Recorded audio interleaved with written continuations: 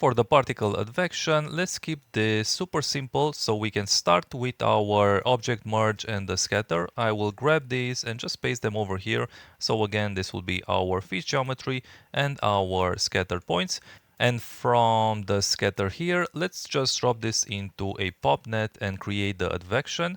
And inside the popnet, let's go to our source, turn off the guides. Let's set scatter all points.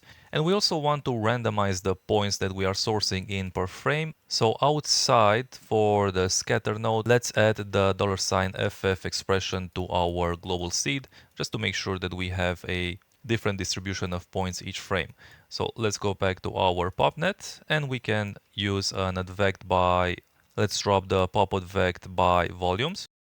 And let's grab our pyro velocity. So let's grab this here and let's paste this in our SOP path over here. And for the advection type, let's use update velocity because we want to blend this in slowly over time. Let's start with a velocity blend value of 0.25 and let's press play. All right, and I think we can already see that this is working. Maybe I will set this to pixel display. And we have too many points. The final resolution for the simulation will be higher, but for now let's scatter less points just so we can run things faster and also see how the particles move a little bit better. Okay, so we have this result so far, and I think this is already looking pretty good. We can go through the camera and I can say that I'm happy with this. Let's go ahead and see how we can color our particles. And for this, let's do an attribute VOP and let's rename this to set CD. And we are going to use an anti-aliased flow noise to create the variation in the color because you can add a fourth dimension to this noise. So let's drop down an AA flow noise. And from the position, or rather not from the position because we have to use our rest attribute. So let's do a bind on our rest instead.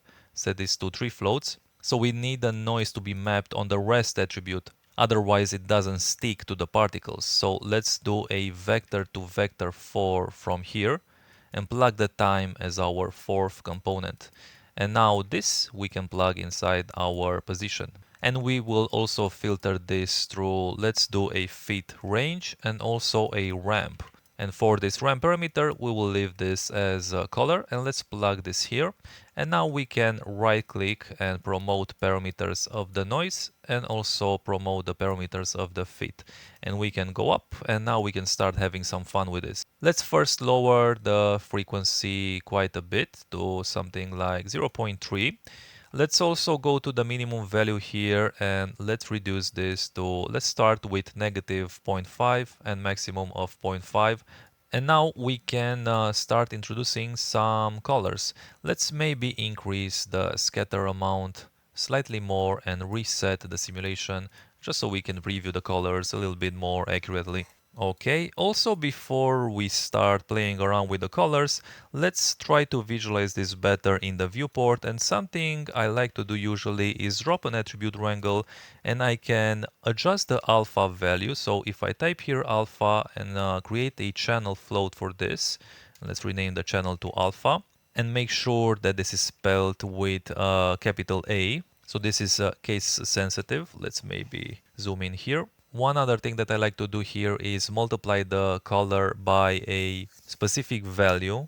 And this is more to mimic what happens when I create the actual material. So we will say that at CD multiplies equal, let's also do a channel for CD multiplier. Okay, and let's create these channels. So let's set this back to a value of 1, so it's just our regular color. And for the alpha, I will just increase this slightly, and we can see in our viewport we get this faded result. And now if I go back and change the color, let's start for the darkest value. Let's keep this as black and let's start introducing some blue and violet tones in between. Let's do another one here for something like a violet. And now if I go to this attribute wrangle, let's rename this to Viz PRT.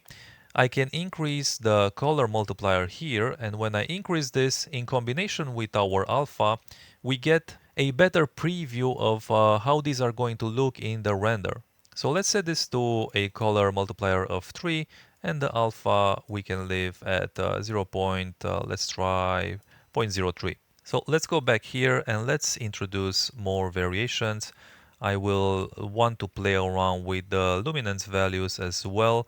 So in the original example, I spent a lot of time fine-tuning these color values, and you will have to go ahead and find the right tones that are that you want to use. So I'll do something really dirty and quick here just to demonstrate this. Don't want to waste your time forcing you to watch me adjust the values. But once we have this ramp that we need, we see that we have a lot of color variations here, but we only see mainly this violet and a little bit of blue. And this is because we have to squeeze in the colors a little bit closer together by altering the values in the fit range. So if I increase our minimum value here, we can start seeing some of the blue color popping up a little bit more.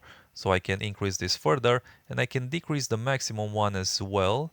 And as I do this, we start to bring in the red from our gradient. So this is how you can control the colors, and then we can always come back here and we can adjust some of these values or the positions of the color, and you can really have a lot of variation to this, and you can also play around with the frequency. And one other thing that I want to do here is we can see that when I adjust the frequency, we have this noise pattern, but it's the same for all of the fish. And this is where the ID attribute from the particles can come into play. If I go inside here, instead of promoting our offset here, let's go ahead and double click and get rid of this parameter.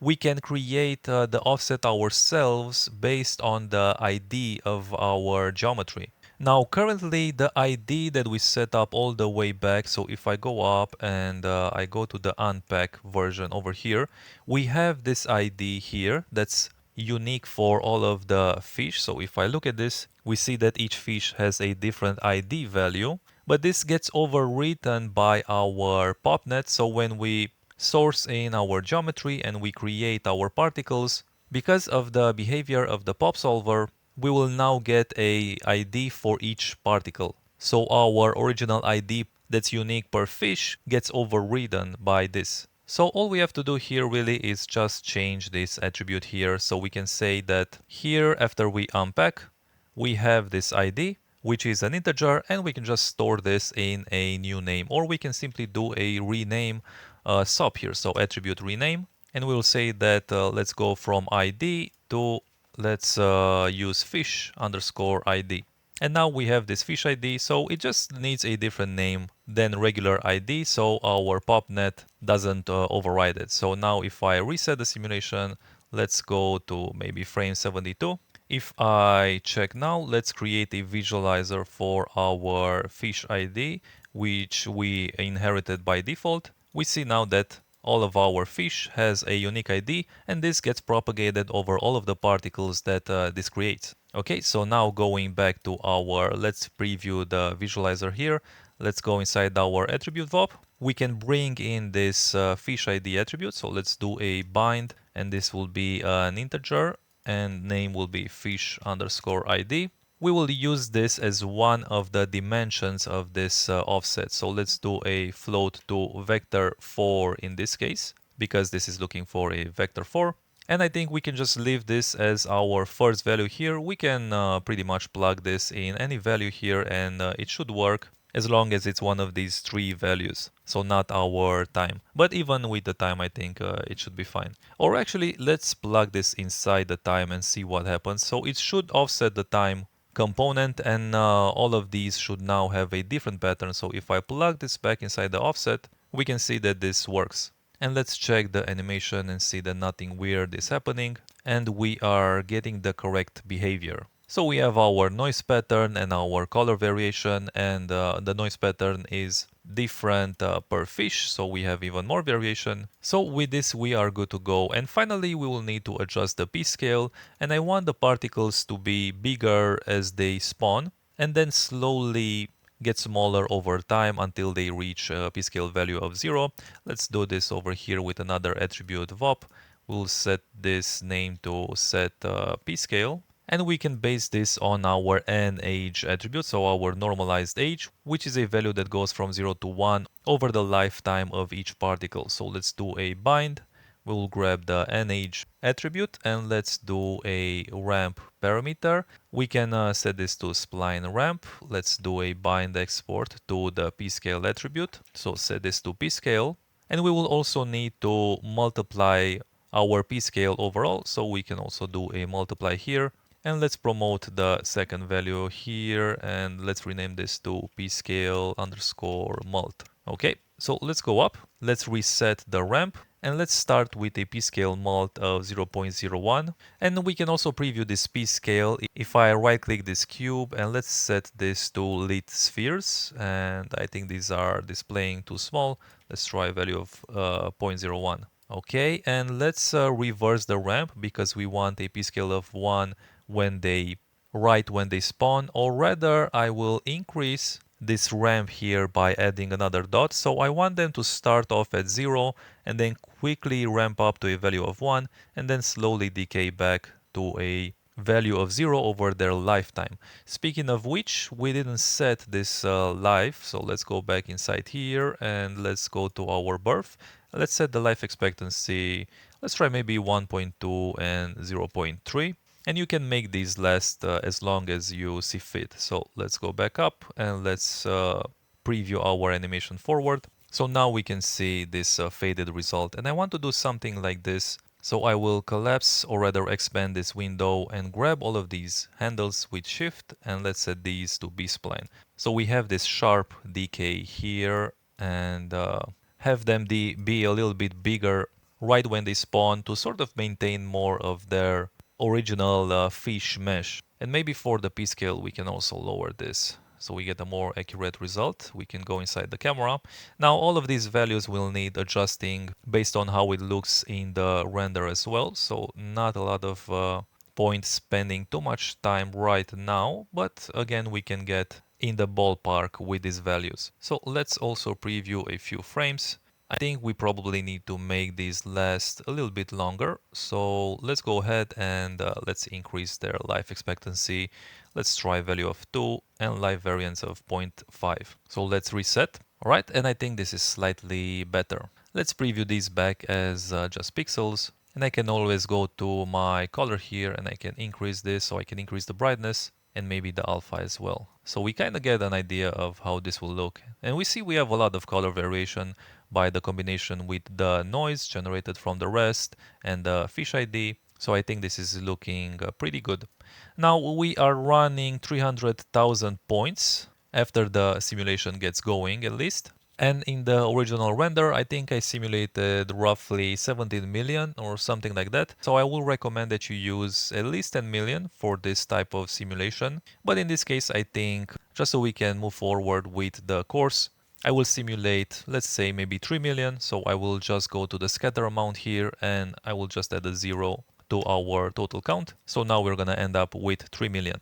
And we can go ahead and I will actually do a file cache after our popnet because all of these operations we can still do after we cache the particles. So let's set this base folder here and we will save to disk and this will be our particles layer.